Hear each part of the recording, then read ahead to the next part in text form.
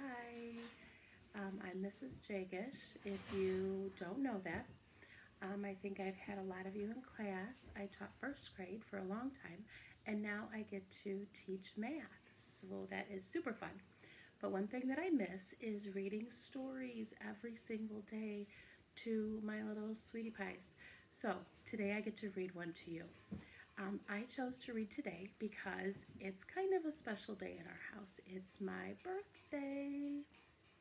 They're not quite as fun when you get old like me, but we're still going to have fun around here, even though we have to stay home. I have Connor here and I have Mr. Jagish here, so we're still going to have a good day. Well, I was trying to figure out what book I wanted to read to you, and it's hard to decide. So I think I'll pick one for today, but hopefully Mrs. Durr will let me read more stories to you. And then you can go back and listen to whatever stories you want. One of my favorites. So these are the ones that I narrowed it down to. Another monster at the end of this book. I love this story. It's super funny to me. Then I have Pigsty. Has anyone ever heard a grown up at their house telling them that their room looked like a pigsty? I know that I've used that word for my boys. Then I love this one. It is the Hopapamelion. Nope, the Hopamelion. Hopamelion. So this is a funny one because it's fun to say those words. And it's about a sweet little frog and he finds a friend. Then this one is called The Dream House. I love this one because if you have been in my class, you know that two things that I love are flowers and the beach. Well, can you tell which one this one is about? It's about a man who lives on the beach and he becomes friends with lots of children, and it's a really nice story. So I think I'll probably read this one next. But today I am going to read to you Splat the Cat because I know that he's a cool guy and that we like him. And then it's called Oopsie Daisies. And I say that a lot. I say oopsie daisy or yikes a doodle when we make a mistake. And making mistakes is just part of learning, so we do that. Okay, so Splat the Cat, Oopsie Daisy. And if you look at the title, if you look at the front cover, you can see that we know it's going to be about Splat the Cat. And then Oopsie Daisy makes me think that maybe he made a mistake in the story. Then I saw the word daisy and made me think of my other favorite thing, which is flowers. Daisies are a fun flower. And then I saw that there was a pot. So without even opening my book, I knew that it was going to be about Splat and that maybe he was going to be planting something. That's one of my favorite things to do. So I decided that planting something would be a good book to read about today. And when I woke up, I looked out the window. Snow. Did you have snow out your window today? I like snow at Christmas time, but not in the springtime. I want flowers in the springtime. So this is going to make me think about flowers. I hope. I haven't read it yet. We're just making a prediction. Splat the Cat, Oopsie Daisies. Here's the title page. Can you tell that this book has been loved? I think my boys have read this book a lot. You can see that it's been worn and torn. Title page. Oh, I see the author on that. Rob. Text is by E.B. Bright. The cover was drawn by Rick Farley, and then the inside illustrations were drawn by Lauren Brantz. That's interesting. Usually I see one illustrator and one author. Interesting. Oh, look at poor Splat. What a dreary day. It was almost springtime and the weather was getting warmer. I bet you can make a connection to that. But the sky was still gray and rainy. Splat thought about being stuck inside. It was such a waste of a Saturday afternoon. Splat perked up when he saw his buddy. He saw a sopping, wet Seymour. Seymour scurried into his room. Seymour was carrying a very weird-looking seed. "Where'd you get that?" asked Splat. Seymour held up the seed, and he just shrugged. "I wonder what kind of seed it is," said Splat. "It could be anything." "Well, there's only one way to solve this mystery, Seymour. Let's see if we can make it grow." "I think we need to plant it first," Splat said. "But I've never planted anything before. Do you know how to plant a seed?" Seymour shrugged. "If you've been in my class, you know how to plant a seed because we plant seeds every spring." "Okay, then, let's go to the library to find out," Splat announced. What a good idea. Splat and Seymour walked straight to the library to look for a book about gardening.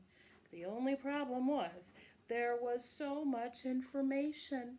Splat wanted to grow one seed, not a whole field of corn.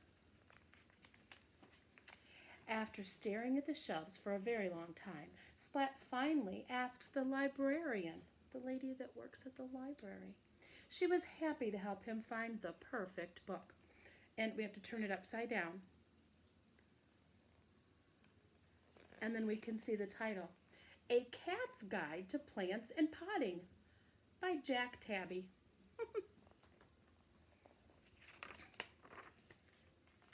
The book said the first step was to get a pot and filling it up with soil.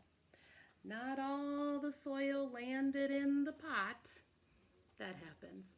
I usually pot outside because sometimes this happens to me and the soil falls outside the pot. Oh, look at that. This book has a whole bunch of stickers in it. That would be fun to use. Next, Splat planted the seed in the dirt. He set the flower pot on a sunny windowsill. Then he watered the soil. Not all the water went into the pot. Look at Seymour. Good thing he has an umbrella.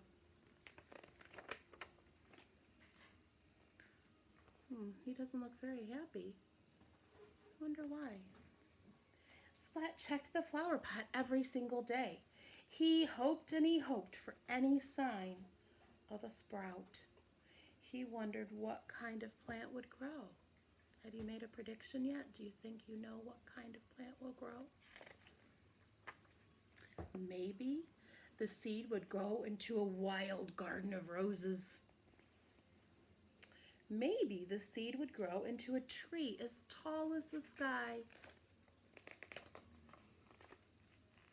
Splat couldn't wait to see what that seed grew into. He sang to the seed. He read to it. He even told it stories. For 2 whole weeks, Splat waited and waited for the seed to do something. Splat was about ready to give up.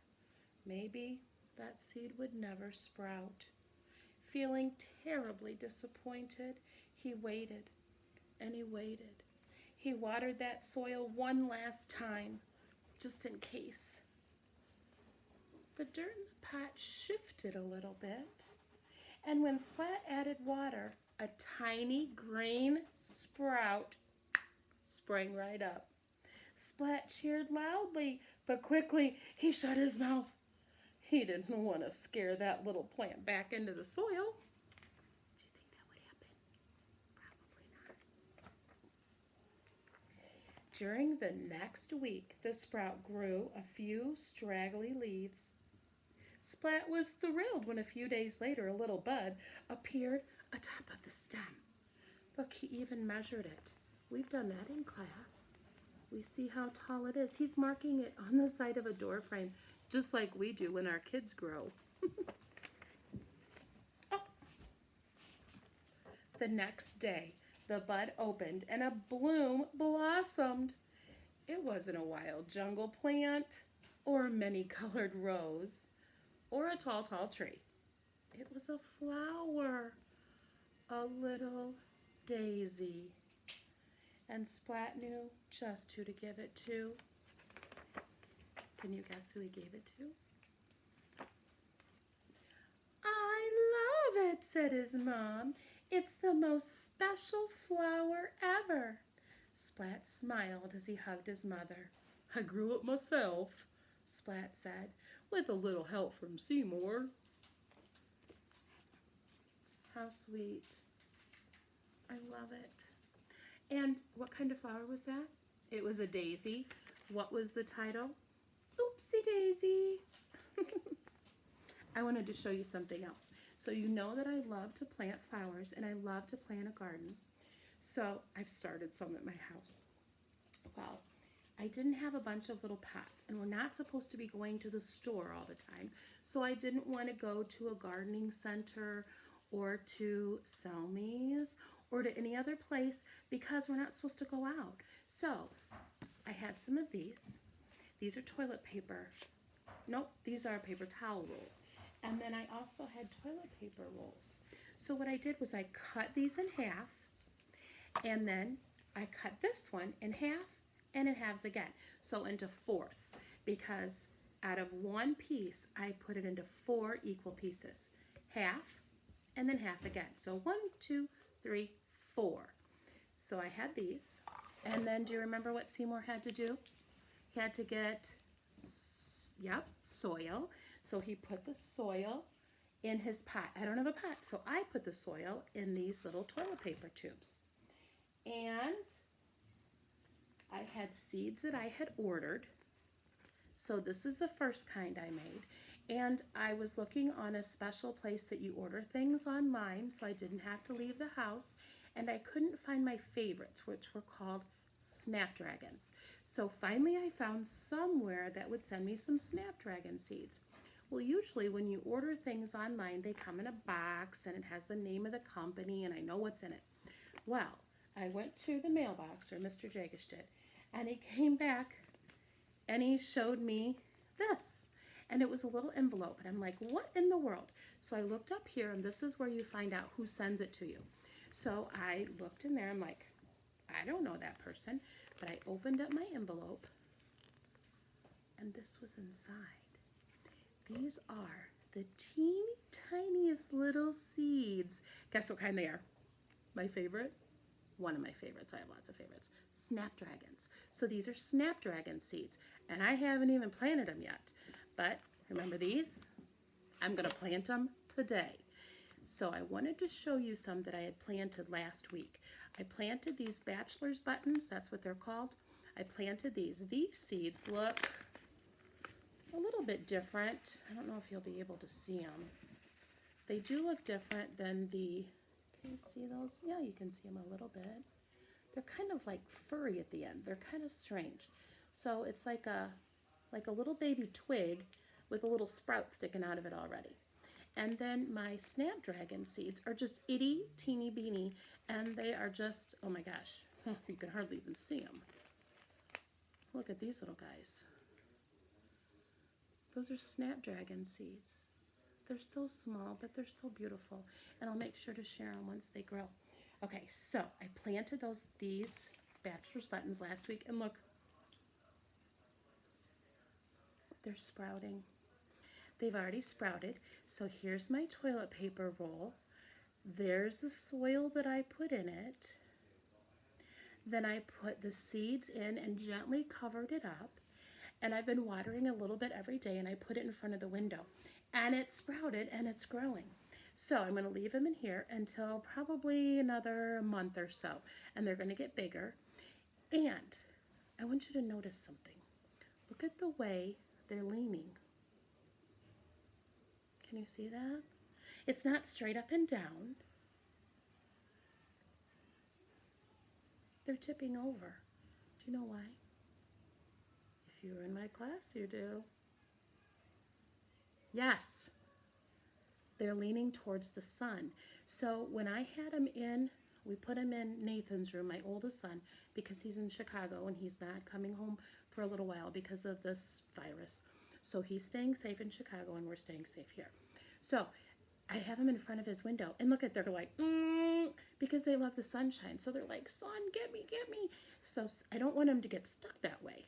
So today I'll turn them all around and face them the other way so that then they'll be like, oh, I need to find the sun again. So They grow towards the sun. Pretty interesting. And I will show you what happens with the other seeds. So if you want to plant something at home, you don't have to have special soil from the store. I did order some because, well, I love flowers and I want them to be beautiful. But you can also get soil from outside if you'd like, and see if you can find some seeds. You don't have to order seeds. If you have a lemon at your house, you can cut that apart. You can Google it, how to find seeds from your very own house, probably in your refrigerator right now. So good luck, and I hope you like the story. And Mrs. Durr, we want to read more stories, so I hope you let us. All right, my little sweetie pies, I miss you all so much. Mwah.